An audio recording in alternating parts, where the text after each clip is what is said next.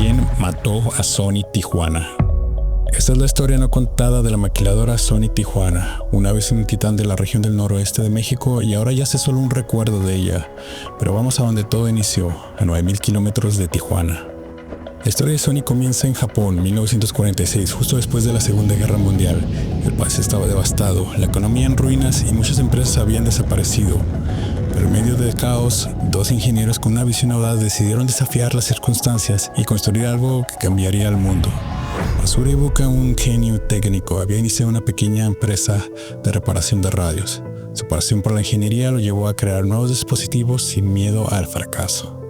Akio Morita, un estratega y un hombre de negocios, leyó sobre su trabajo en una revista y decidió contactarlo. Ambos compartían un sueño, usar la tecnología para mejorar la vida de las personas.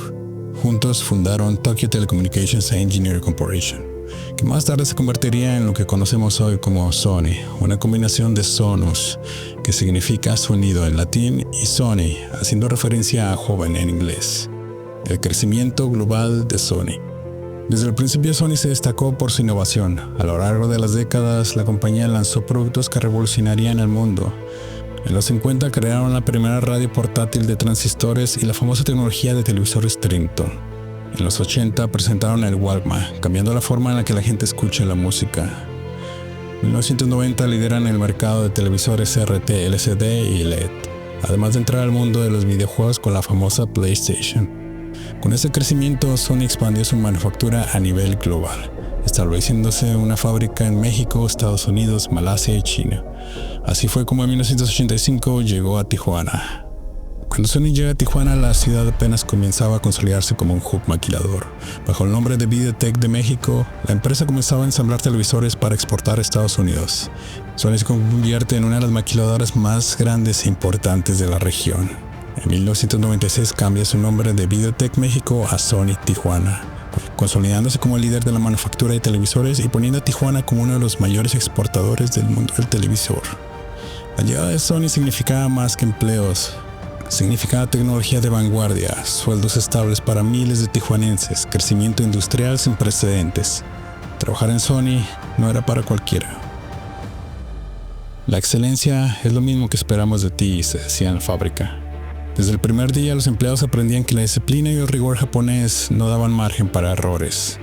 Llegar 15 minutos antes era obligatorio. Llegar a la hora significaba llegar tarde. Se trabaja hasta que la tarea estuviese completa, sin importar la hora de salida. Había una jerarquía incluso en los comedores separados. Los operadores y los ingenieros y los directivos japoneses tenían comedores separados. Las reuniones con los gerentes japoneses siempre estaban llenas de gritos e insultos. Algo cotidiano para la cultura asiática. Sony Tijuana no solo era una fábrica, fue la escuela para miles de ingenieros y técnicos que aprendieron procesos de manufactura japonesa. La empresa implementó sistemas como Toyota Productive System, los cuales ayudaron a eliminar desperdicios y mejorar la eficiencia. Aplicaron la metodología 5S para mantener el lugar de trabajo limpio y organizado. Fomentaban una cultura de excelencia. Y una de las cosas más admirables eran sus departamentos de investigación y desarrollo, donde ingenieros mexicanos se encargaban de mejorar y optimizar todos los productos, reduciendo costos o mejorando rendimientos de los dispositivos. Sony era de las pocas empresas 100% meritocráticas, donde un operador podía llegar a grado de gerencia sin necesidad de estudios académicos. Para hoy esto sería algo impensable. En esta empresa se llegaron a emplear hasta 9.000 personas solamente en la planta de Tijuana. Pero esta historia no duraría para siempre. El comienzo del fin. A finales de los 90 los primeros signos de crisis aparecieron. Samsung y LG empezaron a ganar mercado con televisores más baratos y mejor tecnología. Los costos de producción de Asia eran más bajos que en México, haciéndola más atractiva para la producción fuera del país. La transición de CRT a LCD puso presión a la fábrica de Tijuana, ya que las líneas de producción tenían que reajustarse a la nueva tecnología.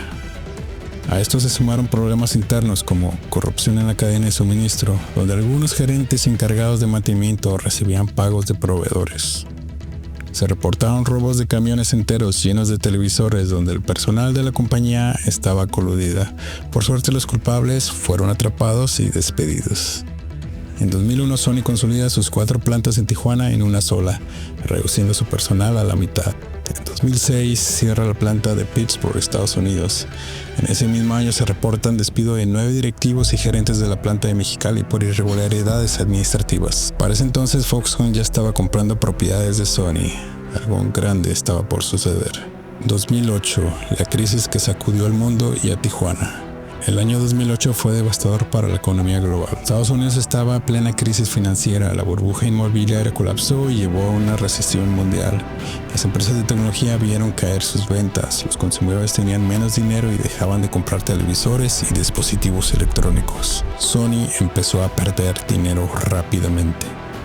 Pero en Tijuana la situación era aún más difícil. La violencia se disparó. Era la época de la guerra entre el cártel de los Arellano Félix y otros grupos delictivos que habían congelado la ciudad. Se tenían operativos militares en toda la ciudad. Las maquiladoras comenzaron a cerrar o despedir empleados. Sony ya venía debilitado y el impacto del 2008 fue el golpe final. La traición. Sony vende su alma. En agosto del 2009 Sony anunció lo impensable. Vende el 90% de su planta en Tijuana a Foxconn, el gigante de ensambladora electrónica taiwanés. Las razones oficiales fueron reducir costos, enfocarse en nuevos diseños e innovación y dejar la manufactura a terceros. Sumando a la crisis inmobiliaria del 2008 que puso a muchos países de rodillas, para los empleados fue un golpe devastador. Muchos fueron absorbidos por Foxconn, pero las condiciones laborales cambiaron drásticamente. Hubo un cambio de salarios, algunos más bajos. Un ambiente de incertidumbre total. Sony Tijuana, que alguna vez fue un símbolo de innovación y empleo, se había convertido en solo un recuerdo. La muerte de un gigante. En 2010, Sony cerró por completo sus operaciones en Tijuana. Miles de empleados perdieron sus trabajos. La ciudad, que una vez albergó una de las maquiladoras más importantes del mundo, quedó en shock. Mientras tanto, Foxconn tomó el control y Sony desapareció de la región. ¿Y quién realmente mató a Sony Tijuana? La pregunta que queda en el aire: ¿quién realmente mató a Sony Tijuana? ¿Fue la competencia, la corrupción, la globalización? Recordemos que las empresas están para generar ganancias. Sony nunca perdió. Se adaptó a la globalización, moviendo su manufactura y reestructurando su cadena de suministros. Se enfocaron en lo que realmente son buenos, la innovación. Tal vez la verdad es que Sony Tijuana no fue asesinada, simplemente se dejó morir. Pero en esta historia, lo que realmente sufrieron fueron los técnicos y operadores. Fueron ellos quienes sintieron en carne propia los despidos, la incertidumbre y la pérdida de una estabilidad que muchos habían construido en años de esfuerzo. Sin embargo, Tijuana es una ciudad resiliente, una ciudad noble, donde el trabajo honesto nunca falta. No siempre es bien remunerado, pero siempre digno. Esta historia no es solo el recuerdo de una maquiladora que cayó, es una advertencia escrita con sudor y lágrimas, porque en la industria maquiladora nada es para siempre.